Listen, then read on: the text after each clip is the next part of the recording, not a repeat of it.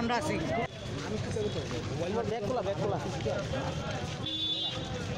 Thank you দিদি জায়গাটা বড় করছিলাম না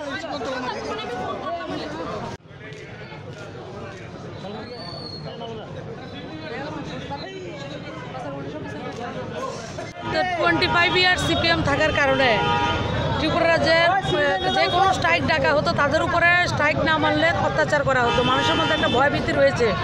সেই 25 বছরের যে একটা সিস্টেমকে ভেঙে 2018 সালে সরকার আসার পরে আজকে 10 মাস পরে ত্রিপুরা রাজ্যে যে স্ট্রাইক ডেকেছে সিপিএম আরও দুই দিনের, মানে দুর্গা পূজা কালী পূজা যেমন একটা ক্যালেন্ডার থাকে না, তো সরস্বতী পূজা এমন সিপিএমের একটা বাৎসরিক ক্যালেন্ডার থাকে, কবে কবে তারা স্ট্রাইক ডাকবে, তাদের একটা ক্যালেন্ডার রয়েছে পঞ্জিকা মতে, তাদের একটা পঞ্জিকা।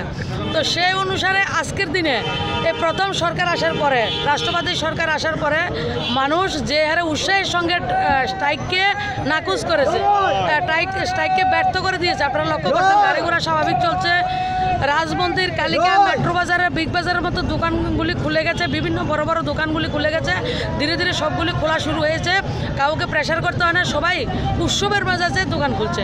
হকার্স কর্নারও দোকান খুলেছে, আপনারা লক্ষ্য করছেন, খোলা শুরু হয়েছে।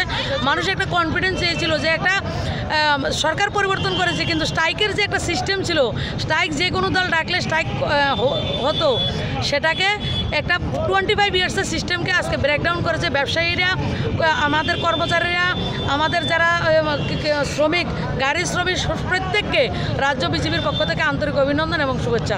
আপনাদেরকেও ধন্যবাদ।